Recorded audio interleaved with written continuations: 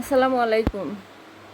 যাদের বিবেক বুদ্ধি আছে, যারা মানুষ, তাদের আসলে বোঝা উচিত যে কোন জায়গায় গিয়ে থামতে হবে। এখন ক্ষমতাবানশীল দলেরা এমন পর্যায়ে আছে যে তারা এটা বুঝতে পারতেছে না তাদের এখন থামতে হবে। যখন ফেরাউন ক্ষমতাসীন ছিল, সে অন্যায় করতে করতে এমন পর্যায়ে চলে গিয়েছিল যে সে ভুলেই গেছে যে তাকে এখন থামতে হবে। এবং এমন পর্যায়ে গেছে যে যখন ফেরাউন সমুদ্রে ডুবে মরল, সে সমুদ্র পার পর্যন্ত তার থামা উচিত ছিল, যে ঠিক আছে এখন আমার থামতে হবে, কিন্তু সে থামে নাই।